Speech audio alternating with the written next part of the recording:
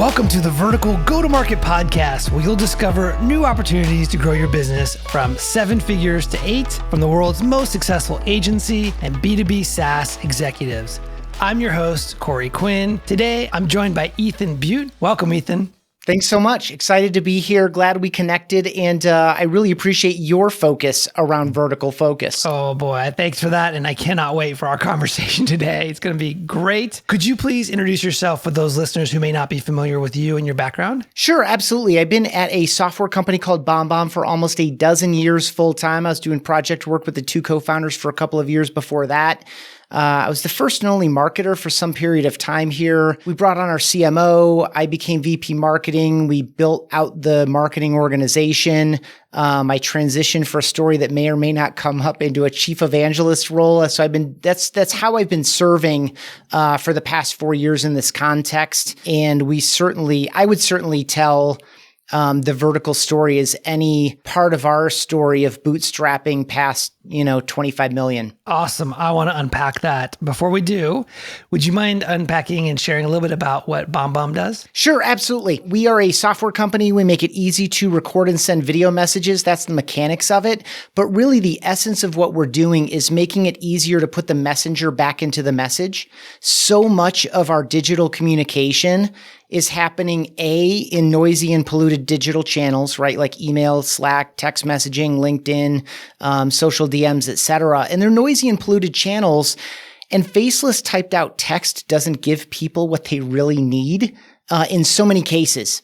And so I teach people, and we empower and equip people and teach people how to record simple video messages to add more clarity, to add more connection, ultimately to increase conversion any way that you would define it. Anytime you're seeking a yes, video can help in most of those cases.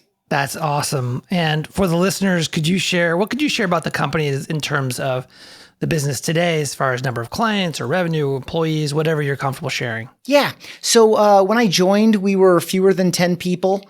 We had a couple hundred customers. A lot of them, as a lot of software companies start, they're like, would you please try this at no cost? And if it's useful to you, we'll figure out how to pay. We just need users on the platform to figure it out.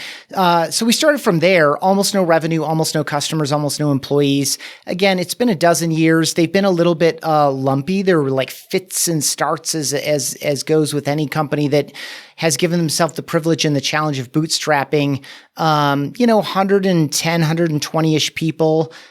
We used to almost all be on the Front Range in Colorado Springs and Denver, but now we're everywhere, kind of post-pandemic. Mm-hmm. And, 75,000 plus-ish active customers. Of course, we have a free trial model. And so those people, lots of them come, some of them stay. And of course, among customers, some of them come and some of them leave. So that's about like current active, paid accounts. And tell us about your role there as chief evangelist. Yeah. So, I had come up in the marketing team. I was the first and only marketer for some period of time. I was not a digital. So this is like 2011, late 2011. And, I was not a digital marketer per se. The guys brought me on because we knew each other. I worked with one of them at the role that I was in full time when I was doing project work for them. So like my reputation, my work ethic, my abilities in general were a known quantity. So my default was really social and storytelling because I came up in running marketing teams inside local broadcast television. So I was very comfortable writing, producing, and editing content in general and video in particular. I shot a ton of photos just for fun. It's something I enjoyed doing, like primarily hiking, but some urban stuff too. So I was very familiar. I had written thousands of pieces of short form promotional messaging.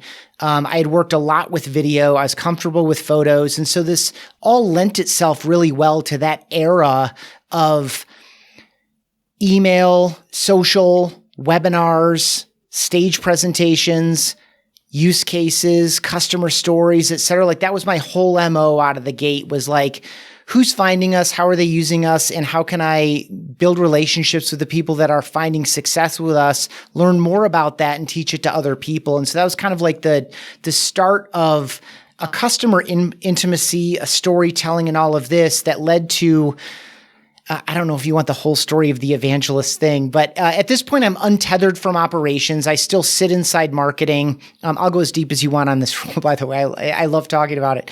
Not just for myself, but I've talked with dozens of other evangelists. I think it's a very interesting opportunity for a lot of companies who are innovating. But I sit in marketing.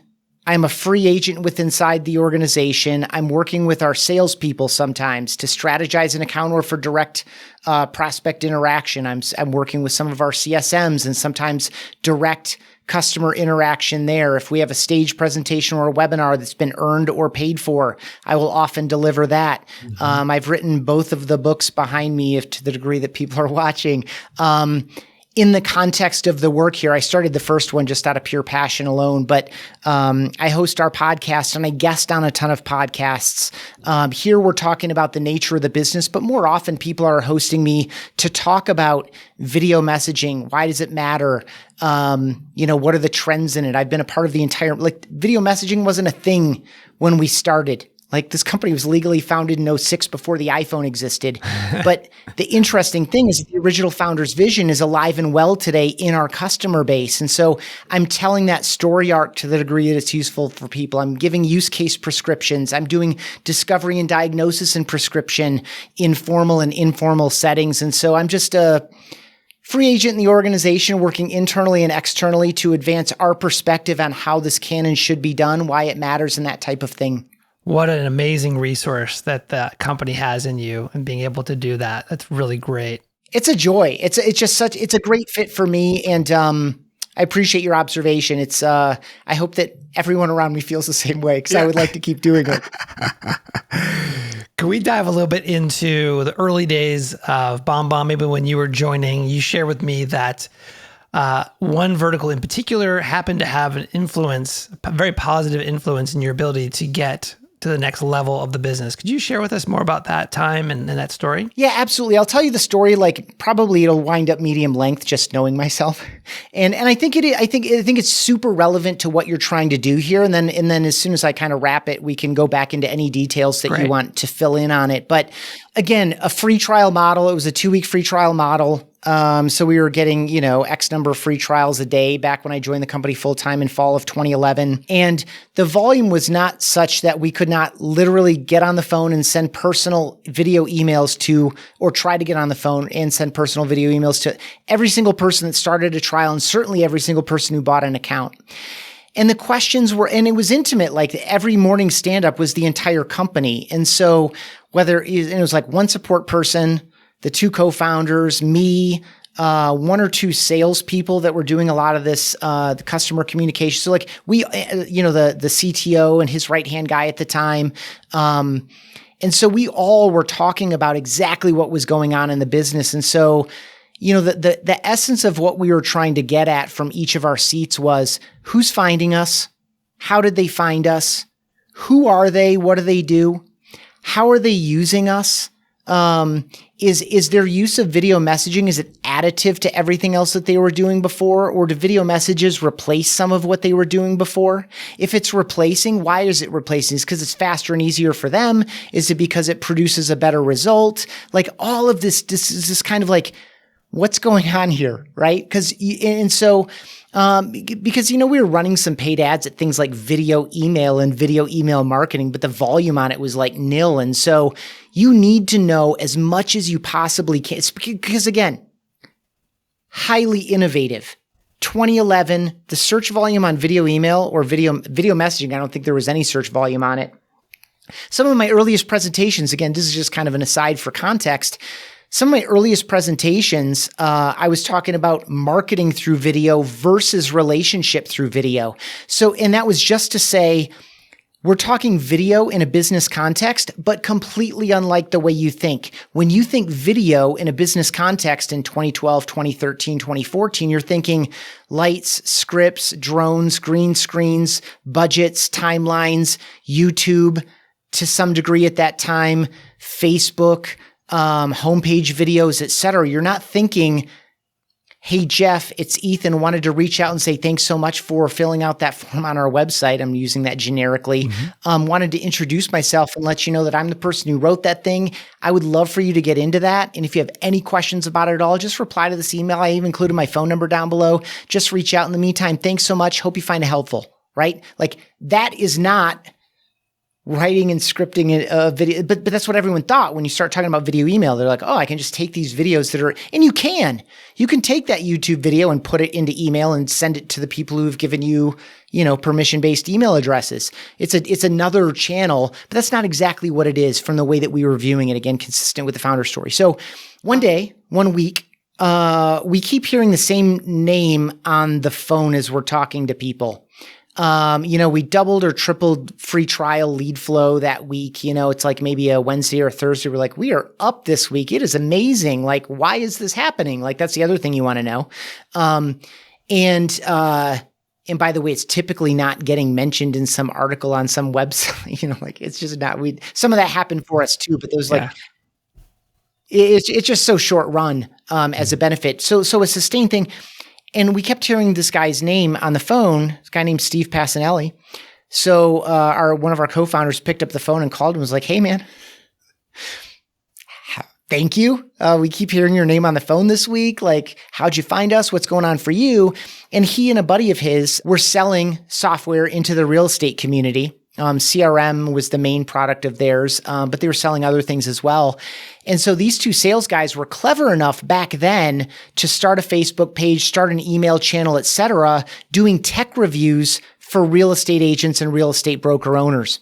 At the time, their Facebook page was maybe 25,000 people, which was pretty legit at that time in particular. Especially because organic reach was still a thing on Facebook at the time. You could actually post something and like 20,000 people would see it. And they were also sending emails. And so they were using a competitor of ours, an email marketing platform, I should say, a mainstream email marketing platform that we would all know. And he was just tired of it, didn't like it. Was like, I need to find an alternative. So he was looking for email marketing platforms, happened to find ours, realized this video thing was actually interesting. Obviously, these guys are a little bit progressive in their sales techniques and their community building and their education as the means to edu sales type thing. So they took to it right away, and he ended up writing up a tech review, publishing it, sent out the email using BombBomb to all of the people on his list, put it on their Facebook page, and it just kind of blew us up. So we talked with him, and he was like, love you guys. This is super interesting. I think you guys would kill it in this space.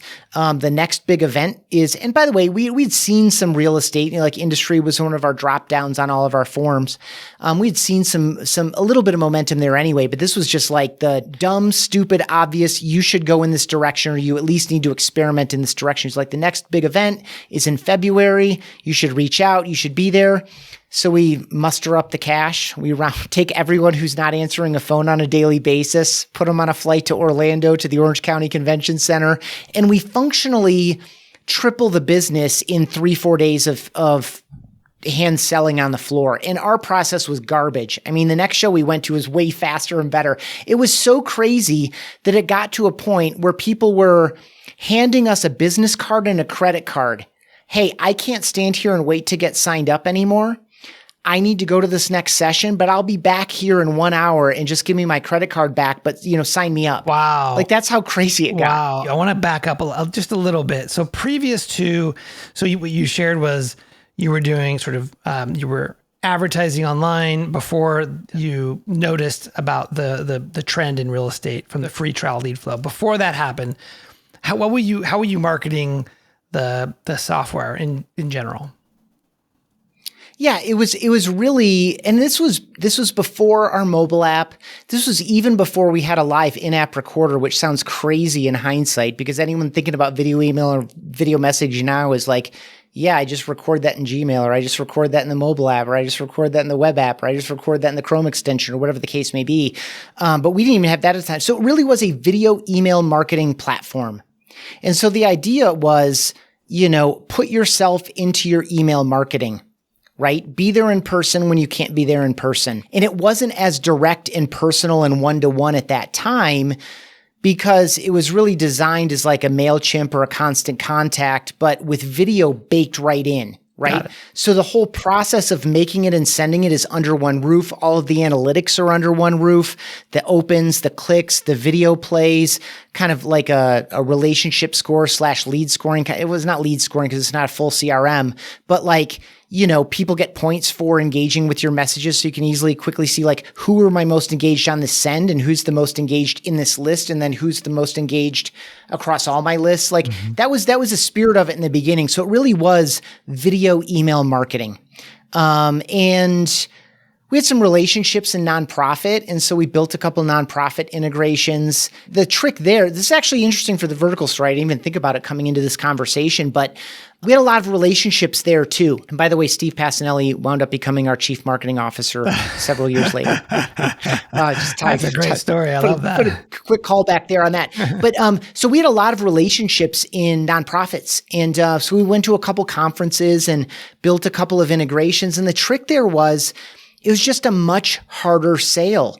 They were very loyal to their email marketing platform in general, and they made decision by committee. It's like, so we'd go to a conference. So unlike people handing us credit cards and saying, sign me up, I'll be back.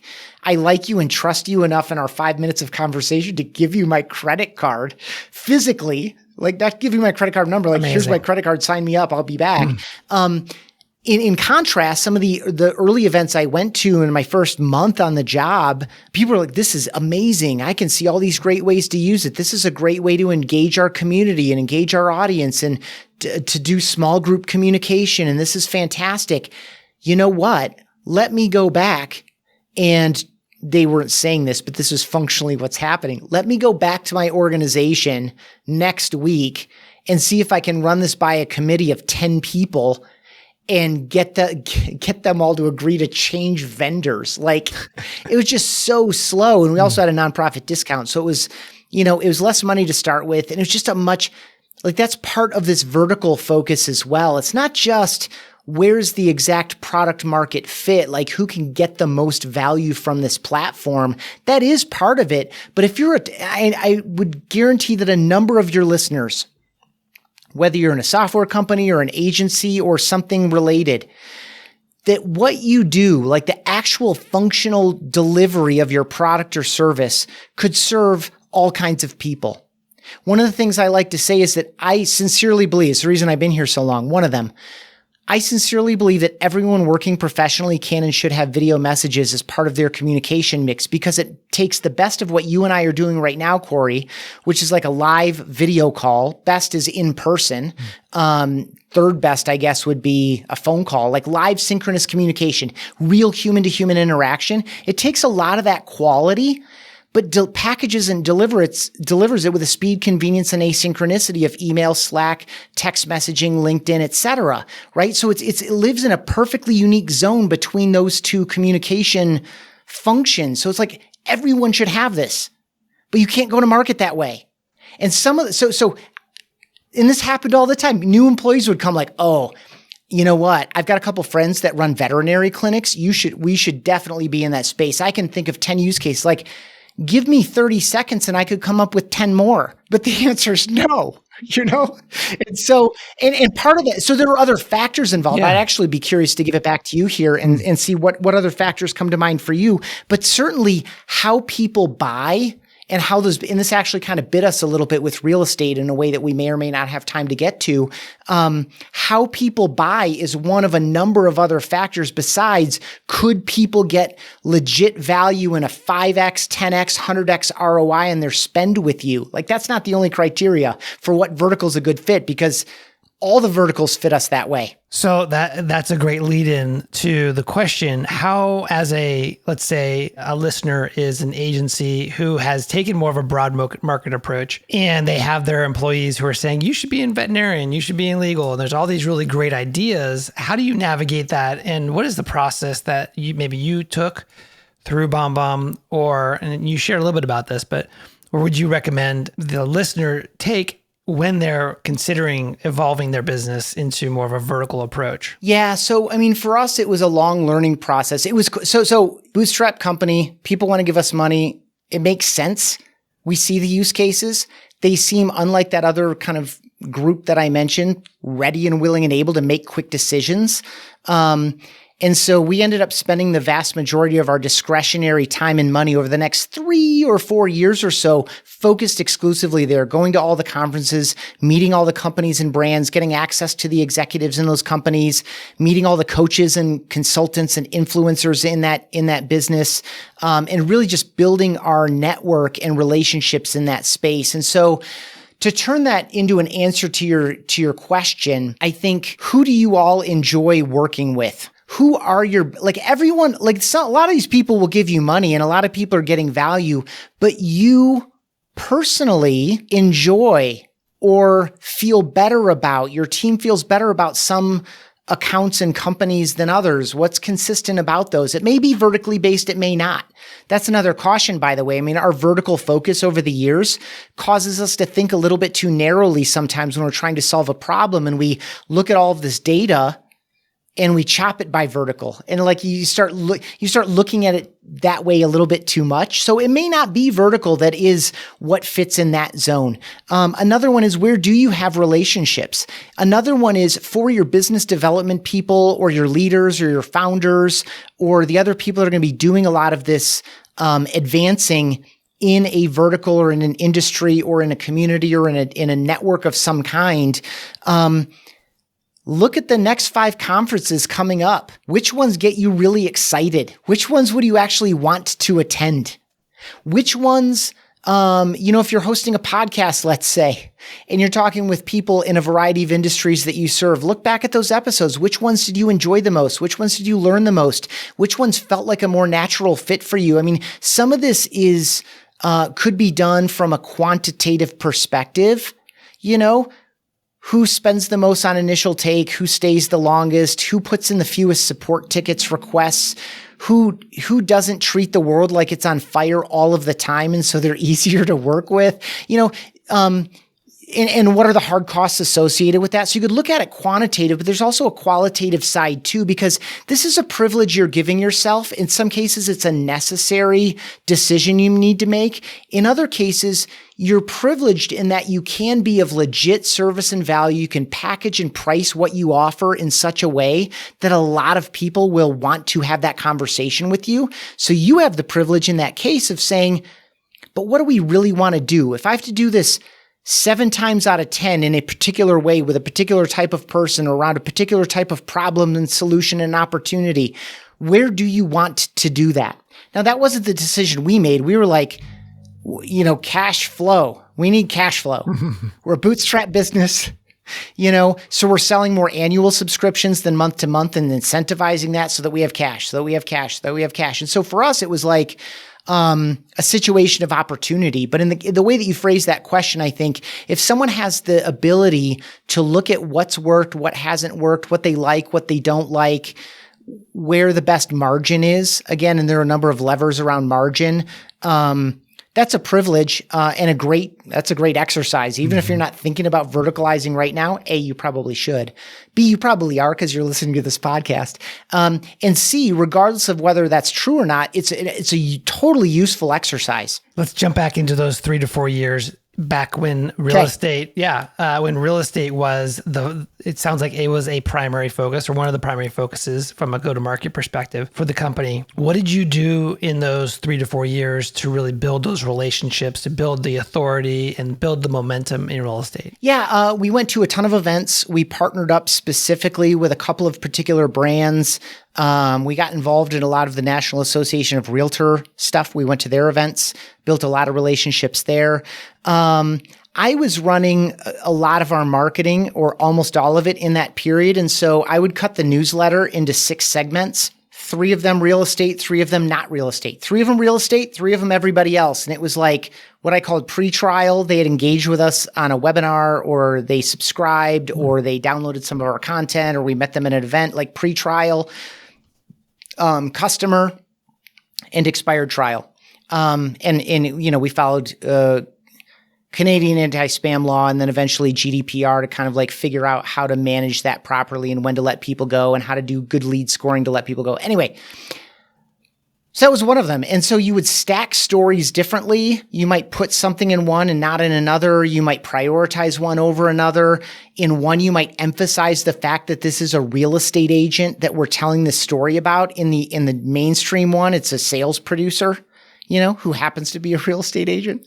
We would do unique onboarding and unique onboarding experiences. And it got to the point where we were doing unique onboarding experiences by real estate brand, or by, the A-list coach in the space that we had a relationship with.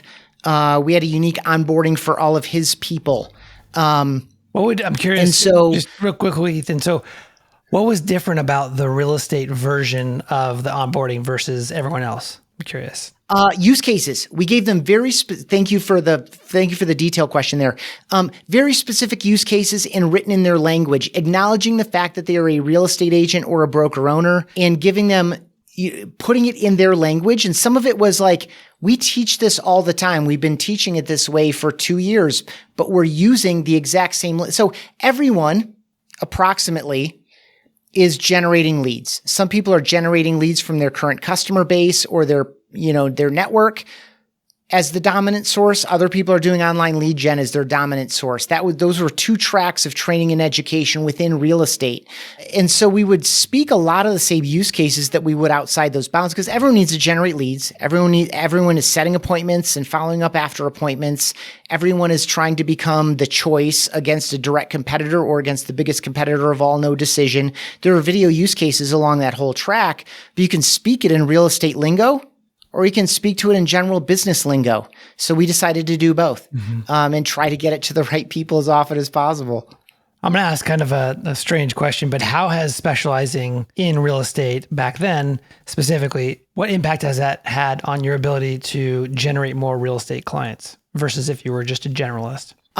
Great question. I feel like it's an underhand softball. I don't think it's strange at all. I mean, it's straight up like the more you focus, the more momentum you get in a particular area. For us, it was all about word of mouth, right? And we ended up, by the way, getting, mortgage and title as immediately adjacent, because who are these real estate agents sending video messages to? Mostly. Well, clients for sure. And those are everybody, which is a benefit to the business because everyone can use our product. And certainly they could start free trials and buy it on their own and use it for their whatever business they're in. Lawyers, financial advisors. We ended up getting a lot of folks in that zone too, because that kind of fits in this zone a little bit. Teachers, all kinds of people, like literally all kinds of people in our database. And a lot of that came because the people we spent time and money. This is the key.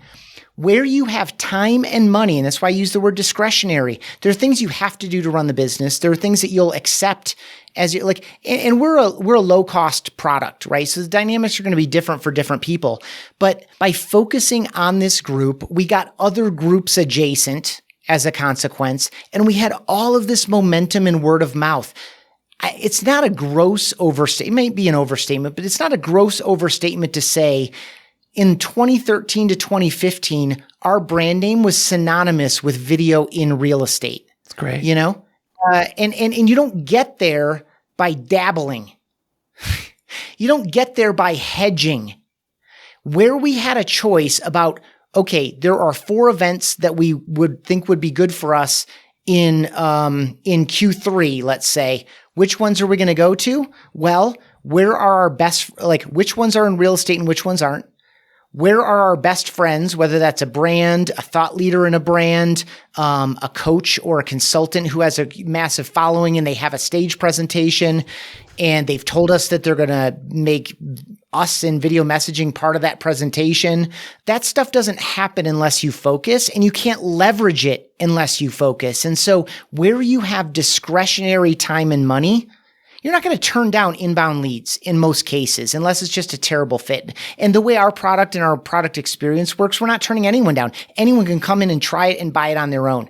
But in the case that it isn't, very infrequently is someone going to go out of their way to say, listen, it's going to be obvious, I think, for both parties in like an agency. Let's just say it's going to be a 6-figure annual agency relationship. It's going to be pretty clear in the first few conversations whether or not it's going to be a good fit, and someone might proactively shut that down. I don't know what the level of discipline is for someone initiating agency relationships to shut something down, but a customer may feel like it's not a good fit. So that's a pretty obvious one. But in this case, it's when you're available to everybody, if you are not focusing, it's just a bad situation. You're going to get yours in the end across the board. Even when we focus completely, it maxed out at like 55% of our lead flow. Maxed. Even though that was where if we had a choice on how this time and money was spent, we spent it there. It maxed at 55%. And that was in part because what they were doing was bringing more people alongside. Last thing I'll share is we ended up creating our first higher level product subscription. It was like 2.5x the normal subscription price. And we developed it specifically on the problems that we learned by being intimate in an intimate relationship with our real estate customers. We saw what they were doing with our product, what they wanted to do, what they struggled to do. And you can provide training and education. You can change the topics of your customer webinars. You can change some of the onboarding emails to address it. But ultimately, there's some hurdles that people aren't going to get over until you build it into the product experience. And so we ended up creating a unique product experience for them based on what they really needed and wanted, did a massive launch and did, 7 figures in the first month. That was our goal for the first quarter of this launch. We did it in the first month of the launch. And so, again, you never would have gotten there if you didn't focus and really get to know them better. So it's not just window dressing. Part of what I talked about before was window dressing, like just change the language, create a different version of about the same thing. That's iteration 1. Iteration 2 is like really go deep on solving their problems in a unique and specific way. That 7-figure launch for a new product around your specific vertical is a great testimony on the power of doing this. Are there any negatives to taking a verticalized approach to market? Yes, absolutely. I think the biggest one was that as competitors came into the space, so our first era of competitors are dead or irrelevant. Like the ones that were around in 2011, 2012, they're like long gone. But the space, this isn't going to be big to a lot of people, but it certainly feels big in a space that we've been trying to pioneer and make from nothing, along with our customers and broader community, and certainly with our competitors now. Hundreds of millions of dollars of VC has now come into this space. And if anyone wanted to sell against us, it was like, oh, well, that's fine if you're a real estate person, but I know that you're not. It's like, like that kind of a thing. And so people will weaponize that against you. And that sometimes that's fine and sometimes it sucks. You can't control what your competitors are saying. And I'll also say, something that none of us should take for granted is that this is one we've toyed with freemium a long time, and that's a whole separate conversation. But for me, because I've always been kind of spoken against it. Literally everyone else in the space is doing it, and we would be moving into that. Like that feels like we're playing someone else's game. The second piece, though, is that we can never underestimate a first impression. And in this case, if someone comes to you and feels like you're a free product for these 2 or 3 things, then you're a free product for those 2 or 3 things. Like that is, and that's how other people are talking about you, right? So instead of saying, if you want to build your real estate business and stay in touch with your past clients and make sure every transaction is moving forward seamlessly with better communication and have people feel like they know you before they ever meet you at your, at a buyer or seller appointment, you need BombBomb, right? Like the other side of it is, that's the product that you use for free for these couple of things. Oh, you want a free screen recorder? This is who you go use for that. And so that's another kind of a negative. So you have to be the challenge of balancing that so that someone shows up on your homepage and feels like this is what everybody wants.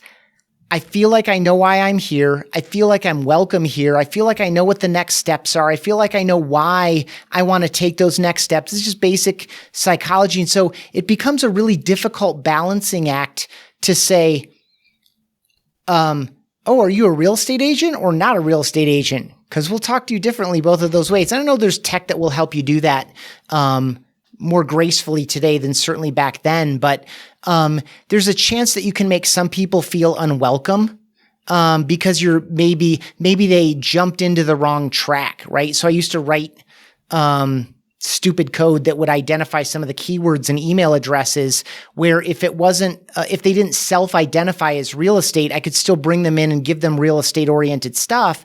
And of course, you get some false positives in there. And so now you're talking to someone who isn't in that industry. They just happen to share a bunch of letters in there. Maybe their last name is Holmes without an L in it, right? Like that was one of my keywords. And so like, there's potential to make people feel unwelcome as well. Yeah. So there's a smattering of negatives. It reminds me, I used to work at a multi-vertical agency. In other words, they focused on about 5 different verticals. And we had this brilliant idea for a minute, which is if you came to our website was built like 5 different verticals. So 5 effectively different versions of the website, but it was all customized and case studies and client stories and everything specifically to the vertical. And the idea that we had was if you came into the site on a vertical, then we would basically just keep you on that vertical. And you wouldn't let you kind of transverse the site. And of course, if they somehow were a dentist and they arrived on the legal version of the website, they would be on a website for our business that was completely irrelevant to them. And so they weren't able to get to the medical part. So it was this, we were overthinking it, I think, at that time. And then they come to this understanding that you are a legal service provider. Right. I am not welcome here. This is not for me. This is not for me. And then we lose that otherwise potential customer. Yeah. Going back again to those 3 to 4 years when you were building all that momentum in real estate, you mentioned that you went to events, you had relationships with different thought leaders and brands in the space, you were involved in the associations, you created the content, the newsletters. Two questions. The first one is, when you went to these events, what was the strategy that worked for you to help you to further, build relationships as well as generate new business? And then number 2 is, did you try to do any outbound marketing specifically to real estate agents as a result of all of this momentum you were building? Yeah, I'll take that second question first. We did not really outbound at all. I mean, the interesting thing about the way that we did it, and this kind of starts to tie into the event strategy, we were really bottom up. Like most of our high level relationships with the big broker owners who are, their business is structured around 700 agents in this metro area, all under the same, like, I'll just make up a name, Remax Elite.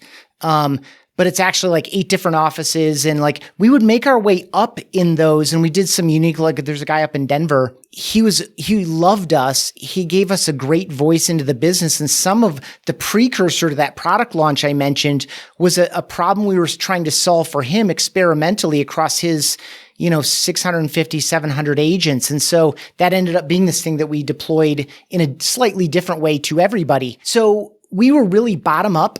Whereas I think outbounding for the return on investment, it really should be a little bit more like mid down or top down, because, it takes time and money to outbound. It's just not worth it at our price point to outbound to someone that's going to give us $500 a year. And we had so much inbound that we didn't have time to do that anyway. Good problem to have. Until we started going up market and trying to go like mid down, top down, then we started to like an outbounding function, but never in that vertical. Because it didn't need to be that way. So at events, we did programming.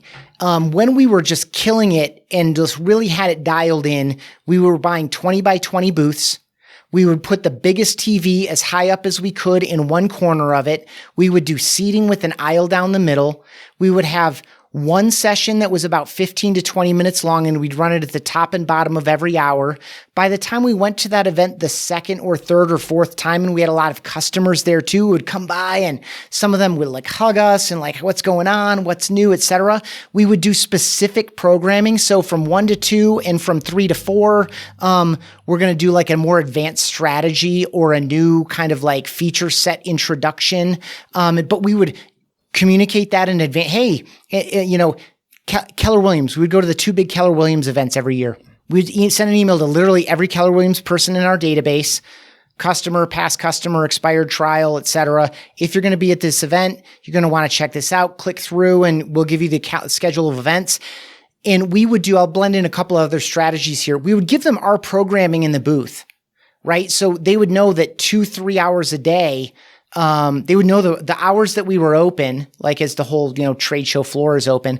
And the way that we were programming that day to give them an appointment, we would also do these scenarios where, because you could buy on the spot, we would spend, let's just say, I'm making the numbers up, but something like anywhere from 50 to 80 grand on doing one of these events all in. And we'd walk out with 3x, 4x, sometimes 5x that cash so we could transact. So I know a lot of people go to these events and they're looking to do lead gen. And then we have a strategy for how we're going to follow up when we get back home. That wasn't our circumstance. We were asking people for as little as $300-400 or as much as $1,500. Or if you were buying a team account, it would be more, but it's like easy to transact, right? So our dynamic is a little bit different, but this idea of doing advanced training is a reason for customers to stay in relationship with us, to make sure that they kept getting more from us. They would come to the booth with friends. They would tell people to come with friends. We would do drawings at the end of every day to bring everyone back to the booth. We would do our own email marketing throughout the event. I would personally look at the entire event schedule, and anyone who I knew was a friend or advocate of ours, a customer of ours who was on a stage or on a panel, they were in all of our event marketing. And so like the morning of the second day, everyone who gave us an email address the first day would get a video email from me that I wrote, before the event even started, with a video from that day saying, hey, happy Tuesday morning. Hey, today's going to be a great day at this conference. Couple highlights you're going to want to pay attention to. Of course, we're open from 10 to 7 at the trade show floor. We're doing special stuff, at this time and this time.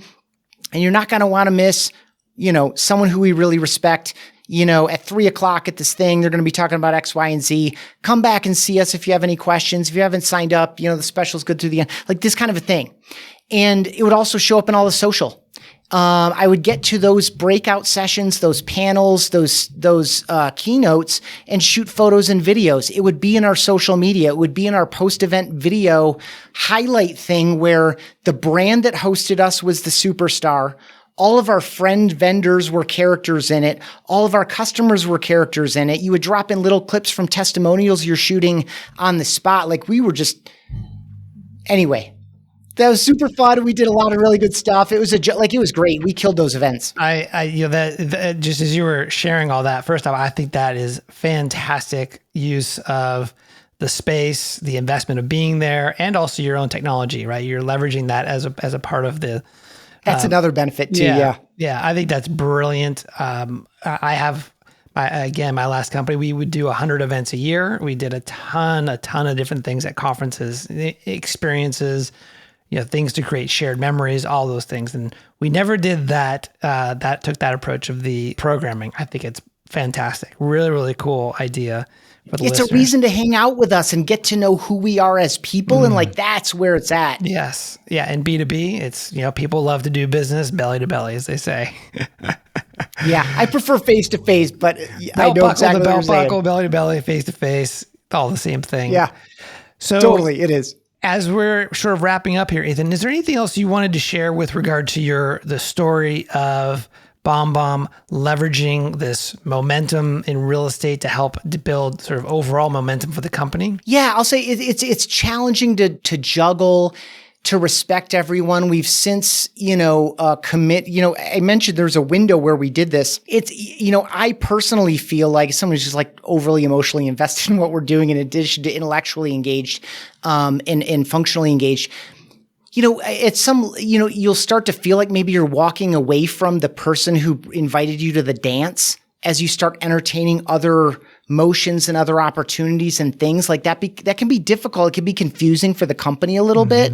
Because not everyone, you have to communicate the strategy very clearly. I would also say that we're still reaping the benefits of that investment. If you look at our free trial flow today, even though we're not specifically doing much in that zone, we built enough momentum there that it's still sustained. And so it doesn't have to be forever. You have to honor that relationship gracefully while you continue to grow the business and do the next right thing for yourself and your team members and your customers. And it's not easy to do, but I will say focus is really the key to economic success. Thank you for that. Just quick question, quick follow-up. You mentioned earlier that the real estate at its peak represented about 55% of the inbound interest. What is it about today, generally speaking? 40? Okay. 35? So it's still a very significant part of the business. It's significant. Yeah. Got it. That's helpful. Thank you. Ethan, share with me, what is your motivation? I love learning and teaching, like both of those, because you learn by teaching. I mean, anyone who's a parent or a mentor or a coach knows that this is true. It is trite to say, but I get as much out of it as they do. So I believe in what we're doing. I feel like business culture and business results can be transformed through this practice, through this philosophy and practice. I think we can rehumanize this increasingly digital experience that we're all in. At a certain point, it's going to be even more bot driven. It's going to be more synthetic. It's going to be more generated on someone else's behalf.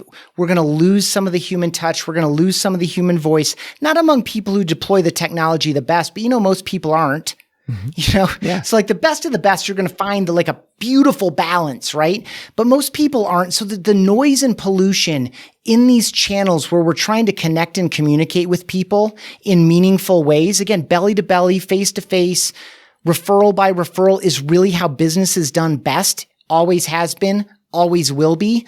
I think as the supply of empathy, generally speaking, people making you feel like they understand you, they hear you, they see you, they appreciate you. As the demand for that stays steady and the supply becomes harder to reach or diminished, this ability to reach through and connect with someone is so much more meaningful. I think the world can be smaller and better and stay some degree human. Yeah. While we continue to be enamored of and invest in and offload a lot of our work to machines. Well, I resonate with that message at a deep level. Ethan, thank you so much for joining and coming on the show. I know I've learned a lot. I'm confident my audience has also benefited greatly. Cool. I'm happy to. I appreciate the opportunity and I appreciate your positive feedback. Thank you. What is a good place for people to get in contact with you if they want to follow up with you after the show? Yeah, I'm Ethan Butte. Last name is spelled Beute. So you can find me on all of the social networks. LinkedIn is probably best. The company is BombBomb, BombBomb.com, no space, BombBomb on all the social networks. You can email me directly. If you listen to this point in the show, I would love to hear from you. Ethan, ETHAN, at BombBomb.com. Reach out to me. Thoughts, feedback, questions, etc. about anything we talked about or anything we didn't. Thank you so much for joining, Ethan. All right, folks, that's it for today. I'm Corey Quinn, and I hope you join me again next time for the Vertical Go-to-Market podcast. If you received value from this show, I would love a 5-star rating and review on Apple Podcasts. Thanks, and we'll see you again soon.